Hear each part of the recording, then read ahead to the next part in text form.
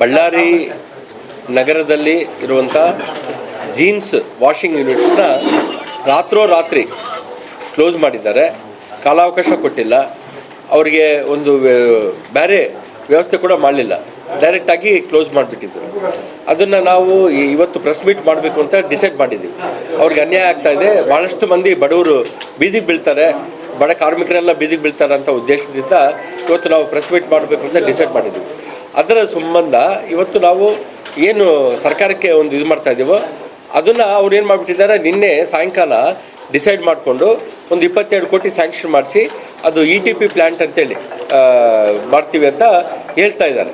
But ನಾವೇನು ಹೇಳ್ತಾ ಇದ್ದೀವಿ, ಅದನ್ನು ಆದಷ್ಟು ಬೇಗ KIDB ಆಗಲಿ KKRDB ಆಗಲಿ ಯಾವುದನ್ನ ಆಗಲಿ ಒಂದು ಇಮಿಡಿಯೇಟಾಗಿ ಆ್ಯಕ್ಷನ್ ತೊಗೊಂಡು ಒಂದು ಲ್ಯಾಂಡ್ ಅಕ್ವಿಸಿಷನ್ ಮಾಡಿ ಫಾಸ್ಟಾಗಿ 4 ಎಕರೆ ಆಲ್ರೆಡಿ ಅದಕ್ಕಿದೆ, ಆ 4 ಎಕರೆಯಲ್ಲೇ ಪ್ರಾರಂಭ ಮಾಡಿ ಈ ಜೀನ್ಸ್ ವಾಷಿಂಗ್ ಯೂನಿಟ್ಸ್ನ ಆದಷ್ಟು ಬೇಗ ಸ್ಟಾರ್ಟ್ ಮಾಡಲಿಕ್ಕೆ ವ್ಯವಸ್ಥೆ ಮಾಡಬೇಕು ಅಂತ ಈ ಒಂದು ಉದ್ದೇಶದಿಂದ ನಾವು ಇವತ್ತು ಮಾಡ್ತಾ ಇದ್ದೀವಿ. ಸರ್, ಜೀನ್ಸ್ ವಾಷಿಂಗ್ ಘಟಕಗಳಿಗೆ ಸುಮಾರು ನೋಟಿಸ್ ಕೊಟ್ಟಿದ್ರು, ನೀವು ನೀರನ್ನು ಶುದ್ಧೀಕರಿಸ್ಬಿಟ್ರೆ ಅಲ್ಲಿ ವ್ಯವಸ್ಥೆ ಮಾಡ್ಕೊಡ್ರಿ ಅಂತ. ಬಟ್ ಅವ್ರು ಯಾವುದನ್ನೂ ಮಾಡಲಿಲ್ಲ ಸರ್. ನಿರಂತರವಾಗಿ ನೋಟಿಸ್ ಕೊಟ್ಟಾದ್ಮೇಲೆ ಅದಕ್ಕೆ ಜೆಸ್ಕಾಂಲಿಂದ ಕ್ಲೋಸ್ ಮಾಡಿದ ಮೇಲೆ ಇದಾಗಿದೆ. ಹೌದೌದು, ಬಟ್ ಅವ್ರದ್ದು ಜವಾಬ್ದಾರಿ ಇರ್ತದಲ್ಲ, ಇರಬೇಕು, ಕಂಪಲ್ಸರಿ ಇರಬೇಕು.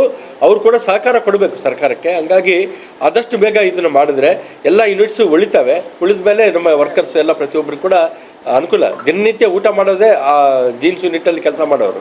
ಹಾಗಾಗಿ ಅದರಿಂದನೇ ಬದುಕೋರಿಗೆ ನಾವು ಬದುಕು ತಪ್ಪಿಸ್ಬಿಟ್ರೆ ಕಷ್ಟ ಆಗುತ್ತೆ ಅಂತ ಒಂದೇ ಒಂದು ಉದ್ದೇಶದಿಂದ ಇವತ್ತು ನಾವು ಈ ಪತ್ರಿಕಾ ಈ ಗೋಷ್ಠಿಯನ್ನು ಕರೆದಿದ್ದು. ಇಲ್ಲ, ಯಾಕಂದರೆ ಅದು ಆಗ್ತಾ ಇರೋದೇ ಸ್ವಲ್ಪ ತಪ್ಪದು. ಅವರೇನು ಕಾಲುವೆಗೆ ಬೀಳ್ತಾ ಇದ್ದಾರೋ ಅದು ಭಾಳ ದೊಡ್ಡ ತಪ್ಪು. ಅದು ಭಾಳ ನೇಚರಿಗೆ ಭಾಳ ಎಫೆಕ್ಟ್ ಆಗುತ್ತೆ, ಭೂಮಿ ಮೇಲೆ ಕೂಡ ಭಾಳ ಎಫೆಕ್ಟ್ ಆಗುತ್ತೆ. ಅದನ್ನು ಅವರು ಹೇಳಲಿಕ್ಕೆ ನಾವು ಭಯಬಿದ್ದಿರ್ಬೋದು. ಬಟ್ ನಾನೇನು ಹೇಳಿದೆ ಅಂದರೆ, ಇಷ್ಟು ದಿನ 2.5 ವರ್ಷ ನೋಡಿದ್ದೀರಿ, ಇವತ್ತು ಸಡನ್ನಾಗಿ ಅವ್ರನ್ನ ಕ್ಲೋಸ್ ಮಾಡಿಬಿಟ್ರೆ ಅವ್ರಿಗೆ ಕಷ್ಟ ಆಗುತ್ತೆ. ಹಾಗಾಗಿ ಏನು ಸ್ಯಾಂಕ್ಷನ್ ಮಾಡಿದ್ರು ಆದಷ್ಟು ಬೇಗ ಅದನ್ನು ರಿಲೀಸ್ ಮಾಡಿಸಿ ಆದಷ್ಟು ಬೇಗ ಅದನ್ನು ಸ್ಟಾರ್ಟ್ ಮಾಡಿದ್ರೆ ಒಳ್ಳೆಯದು ಅಂತ ನಾನು ಹೇಳಲಿಕ್ಕೆ ಇಷ್ಟ. ಭಾಳಷ್ಟು ಘಟಕಗಳು ಬಂದಾಗ್ಬಿಟ್ಟಿದ್ದಾವೆ. ಜೀನ್ಸ್ ಮ್ಯಾನುಫ್ಯಾಕ್ಚರಿಂಗ್ ಯೂನಿಟ್ಸು ಇಲ್ಲಿದ್ದ ಅಹಮದಾಬಾದ್ಗೆ ಹೋಗ್ತಾ ಇದ್ದಾವಾಗಲಿ, ಇಲ್ಲಿ ಏನಂದರೆ ನಮ್ಮ ಮಾರ್ಕೆಟ್ ಇಲ್ಲ ಇಲ್ಲಿ ಅಂತೇಳಿ ಅವರು ಆ ಕಡೆ ಹೋಗ್ಬಿಡ್ತಾ ಇದ್ದಾರೆ. ಆಮೇಲೆ ಕ್ವಾಲಿಟಿ ಆಲೋಚನೆ ಮಾಡ್ತಾರೆ, ಕ್ವಾಲಿಟಿ ಇಲ್ಲಿ ಸರಿಗಿಲ್ಲ, ಕ್ವಾಲಿಟಿ ಅಲ್ಲಿ ಚೆನ್ನಾಗಿದೆ ಅಂತೇಳಿ ಅಲ್ಲಿಗೆ ಹೋಗ್ತಾ ಇದ್ದಾರೆ.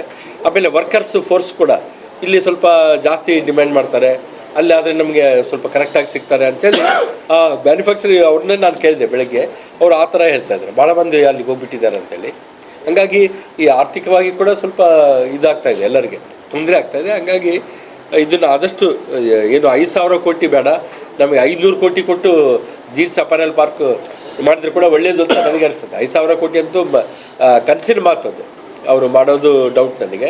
ಅಟ್ಲೀಸ್ಟ್ 500 ಕೋಟಿಯಿಂದ ಒಂದು ಅಪಾರೆಲ್ ಪಾರ್ಕ್ ಸ್ಟಾರ್ಟ್ ಮಾಡಿದ್ರೆ ಅದನ್ನು ಎಕ್ಸ್ಟೆನ್ಷನ್ ಮಾಡ್ಕೊತಾ ಹೋಗಿ ಬೇಕಾದರೆ ಮುಂದೆ ಮಾಡ್ಬೋದು.